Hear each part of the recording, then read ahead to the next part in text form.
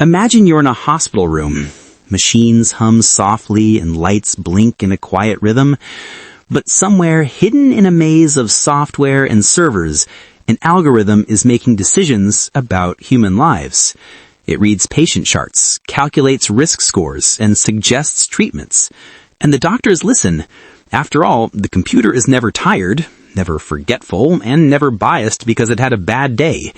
It sounds like progress. It sounds like the future of medicine is here. But what if that smart software is wrong? This isn't science fiction. Across the globe, hospitals are using algorithms to detect deadly infections, read X-rays, and even help plan cancer treatments. Some of these tools are incredible, helping to save lives. Others, however, are dangerously imperfect. The central, haunting question we face is not just about the technology itself, but about us. Do we fear AI in medicine? Or do we fear how humans use, regulate, and trust it? The consequences aren't just academic. When a model misses a severe infection, or a computer suggestion nudges a clinician toward the wrong drug, the result isn't a glitch in a spreadsheet. It's a life altered or lost. This journey into the world of AI medicine is a story of incredible promise and sobering peril. And understanding it is the first step to making sure it truly keeps us safe. We've all been there. You're driving to a new place, and you blindly follow your GPS. It tells you to turn down a road that looks more like a dirt path, but you think, well, the GPS must know something I don't. You ignore your own instincts and end up stuck in a dead end. This human tendency to overtrust automated systems has a name: automation bias. In a hospital, automation bias isn't about a wrong turn. It can be a matter of life and death. Let's make this real with an example. Sepsis is a terrifying, fast-moving, body-wide infection that can kill a person in hours. Many hospitals now use an AI tool designed to flag patients at high risk for sepsis. Imagine a busy nurse managing 6 patients. She checks the system for one of them, an elderly man who seems a little off but not critically ill. The AI tool gives him a low-risk label. Relieved and trusting the computer, she moves on to her other, more critical-seeming patients. But what if the AI was wrong? A major study of one widely used sepsis model found it missed a large number of true sepsis cases. Why? Perhaps the algorithm was trained on data that didn't include enough elderly patients, who often show unusual, non-typical symptoms. Because the algorithm didn't flag the case, the nurse's guard was down. The patient's condition deteriorates, and by the time the human eye catches what the machine missed, it's a much harder, more dangerous fight. This is the core of the problem.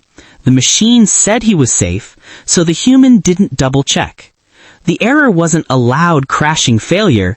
It was a silent, digital whisper of reassurance that turned out to be false. Why do we trust the machine so easily? Research shows several reasons why even highly trained professionals can fall into this trap. 1. Task difficulty and inexperience. Think of a junior mechanic versus a master mechanic. If a computer diagnostic tool suggests a complex repair, the junior mechanic is more likely to agree even if it's wrong, because they lack the deep experience to question it. Similarly, a less experienced clinician might be more likely to trust incorrect AI advice on a difficult diagnosis. 2. The wow factor. If a system seems impressive, we trust it more. One study had clinicians use an AI assistant. They found that the more beneficial the users believed the system was, the more likely they were to agree with its recommendations, even when those recommendations were wrong. The wow factor made them drop their guard. 3. New kinds of mistakes. AI doesn't just help us avoid old mistakes, it can create new ones. Omission error. A doctor fails to check for a drug allergy because the computer didn't flag it. The machine didn't say it, so I didn't look for it. Commission error. A doctor prescribes the wrong dosage because the computer suggested it, and they believe the machine is foolproof. The machine said it, so it must be right. The bias in the code. The risks don't stop with how we use the AI. Sometimes the danger is baked into the algorithm itself through bias. Imagine two students training for a test. One student only uses textbooks from the 1980s, while the other uses a wide range of current materials. Who will do better on a modern exam? AI is like that student. It can only learn from the data it's trained on. If that data is mostly from one type of patient, say white males from a specific region, the AI will become an expert on that group, but may perform poorly for others. A real-world example happened during the COVID-19 pandemic. Several AI models developed to predict patient risk were later found to be significantly less accurate for certain racial and ethnic groups. The design process had failed to account for key health disparities. This isn't a malicious AI, it's a poorly trained one, but the result is the same. It can perpetuate and even amplify existing health inequities, giving better care to some and worse care to others based on flaws in its programming. When AI is a genuine lifesaver. After all that, it would be easy to think AI in medicine is a disaster waiting to happen. But that's not the whole story. The promise is real, and in some cases, it's nothing short of spectacular. When implemented thoughtfully, AI tools are already making a measurable, positive difference. The superhuman eye.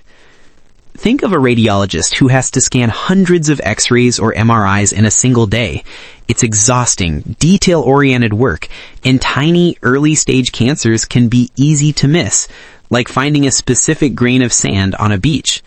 Now, imagine an AI tool trained on millions of medical images. This tool can act like a superpowered spotlight, scanning each image and flagging the tiniest, most subtle abnormalities for the radiologist to take a second look at.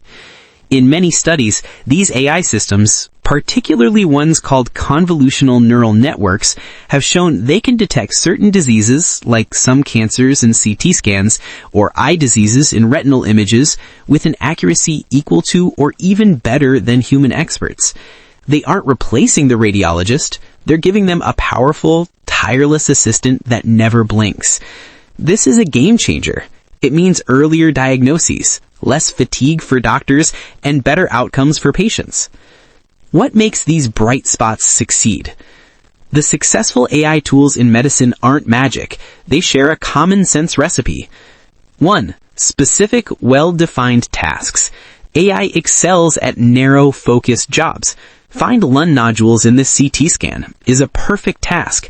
Diagnose this patient's complex and mysterious illness is not.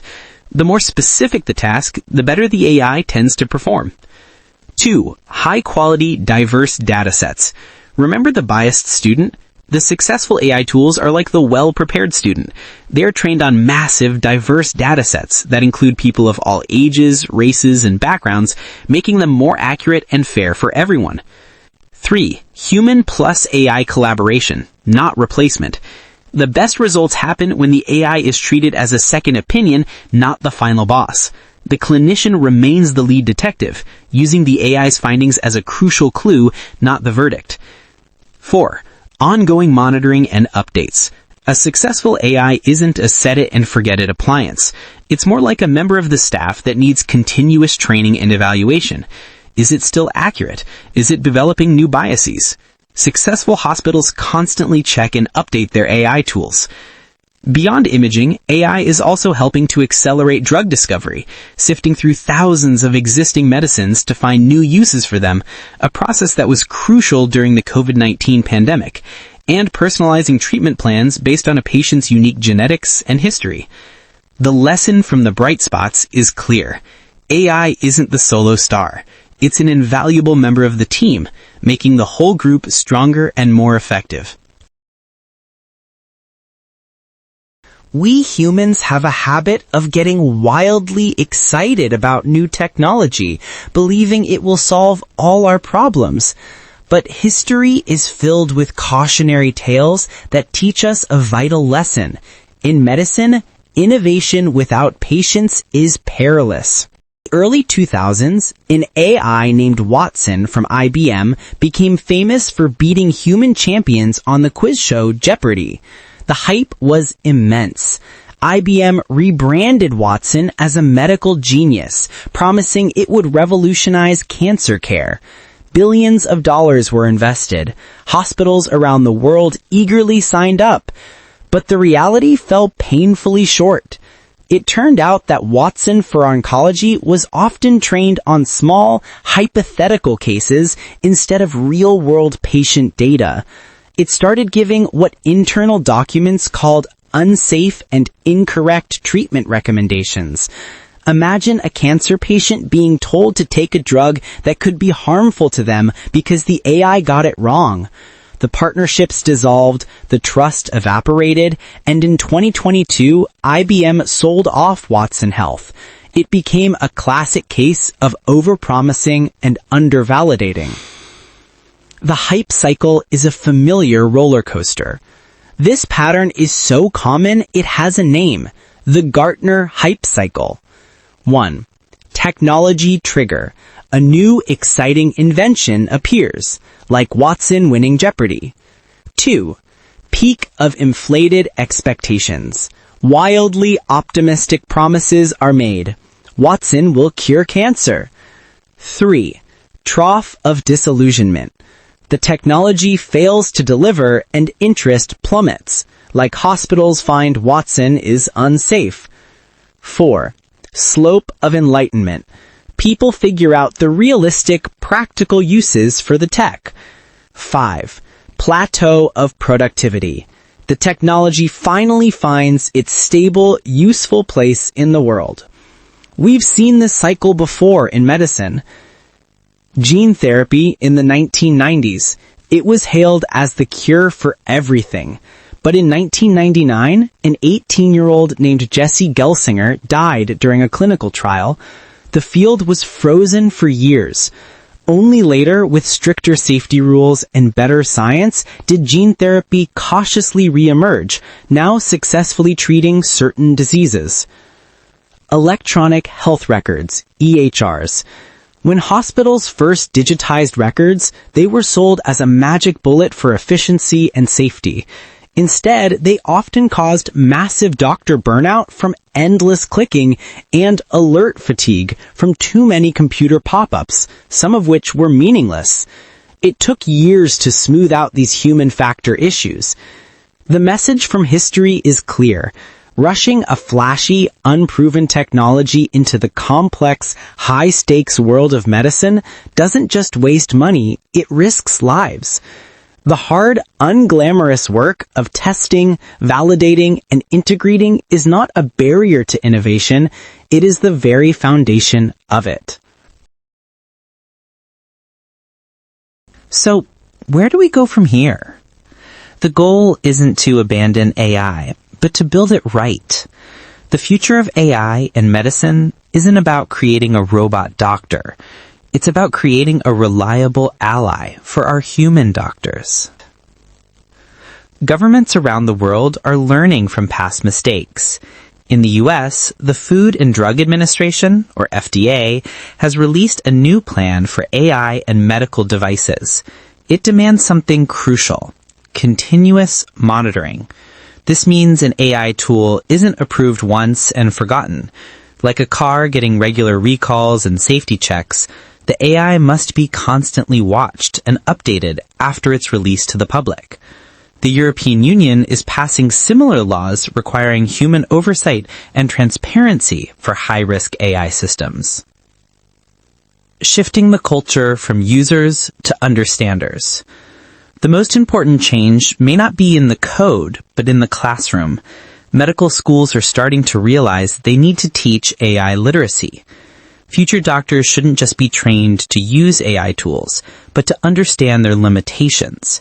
They need to learn to question a machine's recommendation with the same healthy skepticism they'd use when looking at a confusing lab result.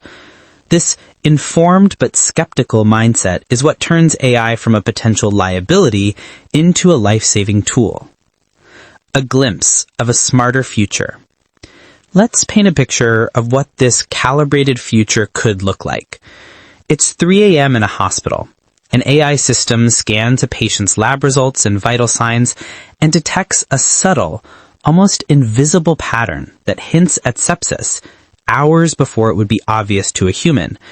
It doesn't just sound an alarm. It sends an alert to the nurse's dashboard that says high sepsis risk, 87%. Reasons? Rising heart rate, slight drop in blood pressure, and elevated white blood cell count trending over the last 6 hours. The nurse doesn't ignore it or blindly trust it. She understands why the AI is concerned. She brings the specific, explained insight to the doctor on duty. Together, they assess the patient, confirm the early signs, and start treatment immediately. The AI didn't make the decision, but it extended the clinician's senses, helping them see what they might have missed in the middle of a busy night. The patient recovers faster, and a crisis is averted. This isn't a distant dream. Prototypes of these explainable, collaborative systems are already being tested at leading medical centers like the Mayo Clinic and Stanford. The goal was never to replace us. The journey of AI in medicine is a mirror. It reflects our own brilliance in creating powerful tools, but also our flaws, our tendency toward overconfidence, our attraction to shiny new things, and our vulnerability to placing too much trust in the machine. The key lesson from this entire story is simple, but profound. Intelligence alone is not wisdom. An AI can calculate faster than any human, but it cannot care. It cannot feel the weight of a family's fear. It cannot look a patient in the eye and offer comfort. That remains our job, the deeply human work of healing. If we get the balance right, the story of AI medicine won't end as a cautionary tale like Watson Health. It will be remembered as the moment we finally learned how to build machines that don't replace us, but that make us better at being human. Because in the end, the goal was always to help doctors see what they might miss. And that is how AI truly saves lives. Not by being smart on its own, but by making all of us, together, smarter and safer. Thank you for watching. If you enjoy this story, please consider liking, commenting your thoughts, and subscribing to my channel. Thank you so much.